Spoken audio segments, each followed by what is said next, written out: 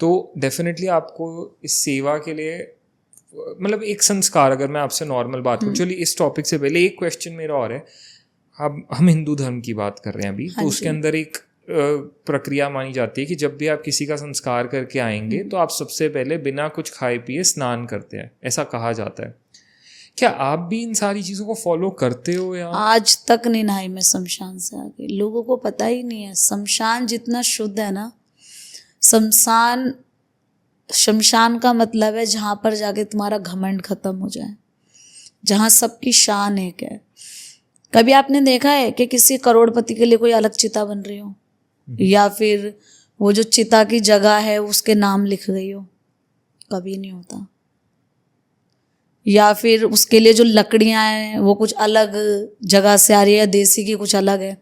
भाई देखो, एक मजदूर की डेथ होती है, किसी गरीब की डेथ होती है, वही देसी घी है, वही गंगा जल है ना, वही लकड़ी है, वही चिता है, और वही चिता, वही घी, वही गंगा जल, वही हवन सामग्री, वही तुलसी पत्ते, वो एक अमीर के लिए भी है।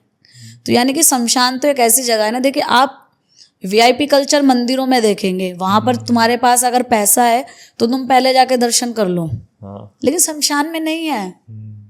शमशान में आज भी तुमको जो तुलसी का पत्ता है ना, वो एक ही पेड़ का है। जो गंगा जल है वो वही, जो गंगा माता हमारी बह रही है वो वही गंगा जल है।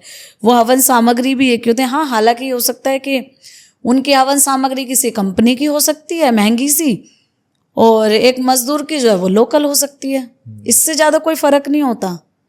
तो शमशान तो बहुत खूबसूरत है। लोगों ने ये पुराना जो प्रातःकाल से हमारे समाज में चला हुआ आ रहा है, ये भूत प्रेत आत्माएं, ये प्रातःकाल से ही चला हुआ आ रहा है। लेकिन शमशान पे जितना सुकून है ना, मुझे नहीं लगता किसी दूसरे स्थान पर इतना सुकून आपको मिलेगा। तो आप कभी नहीं आके नहाए शमशान? आज तक नहीं नहाई, कभी नहीं नहाई। मैं तो कब्र खोदती हूँ। अभी कल ही एक मुस्लिम डेड बॉडी थी जिसको मैं सुबह गई थी 5 बजे से लेके हमने 8 बजे तक, 8:30 बजे तक कब्र खोदी मजदूरों के साथ मिलके। मैं खुद कब्र खोदती हूँ मुस्लिम्स की, जो लावारिस मुस्लिम शव है उनकी। मैं तो वहाँ से भी आके नहीं नहाती। हाँ, मिट्टी पैर में लग जाती है तो एक पैर धोना वो अलग चीज़ है, लेकिन इस तरीके से मैंने कभी नहीं किया कि नहा रहे हैं। हाँ, मैं नहा के जरूर शमशान में जाती हूँ। कहते हैं ना, महिलाओं को श्रृंगार करना बहुत पसंद है, सुना ना होता है कि भाई श्रृंगार, महिला मतलब श्रृंगार। तो मैं उन चिताओं से अपना श्रृंगार करती हूँ। मेरे को ना बहुत वक्त पहले किसी बहुत समझदार इंसान ने एक बात कही थी कि नमित, अगर जब तुम्हें लगे ना कि तुम्हारी ज़िंदगी में बहुत अहंकार आ गया है, या तुम्हें लगे तुम्हारी ज़िंदगी में बहुत परेशानियां आ गई हैं, या तुम्हें लगे बहुत अच्छा है या बुरा है तुम्हारी लाइफ का, कोई तुम्हें पॉइंट ना दिख रहा हो ना, बहुत परेशानी में भी हो, एक बार जाके शमशान घाट बैठ के आ जाओ, तुम्हारा सारा दिमाग क्लीन हो जाएगा। सच है, घमंड खत्म हो जाता है इंसान का।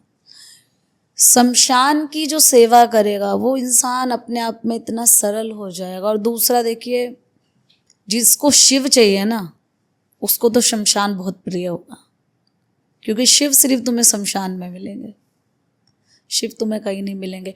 और जो रास्ता शिव के पास जाता हो, वो बताइए आप, वो शमशान अशुद्ध कैसे हो सकता है?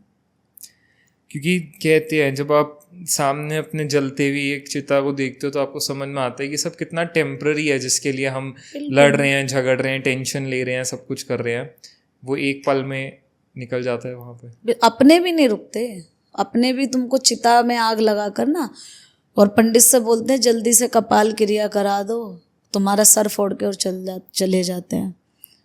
मैंने अभी एक जगह पढ़ा था कि देखते देखते ही तू चला जाएगा, तेरा अपना ही तुझे जलाएगा, तेरा दूसरा तुझे हाथ ना लगाएगा।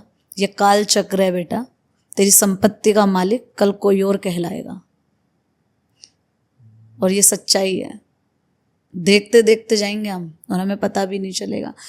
आज हम देखते हैं, मतलब मैं खुद देखती हूँ कि इतना लोगों के अंदर घमंड, जानवरों के प्रति क्रूरता, और उनको ऐसा लगता है कि हम तो ताउम्र यहाँ रहेंगे। तो मैं सच बताऊँ ना, एक जानवर से भी बदतर जिंदगी हम इंसानों की है।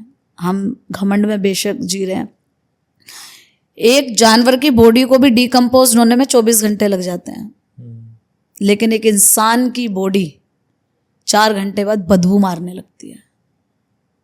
किस बात का हम घमंड करते हैं? So true.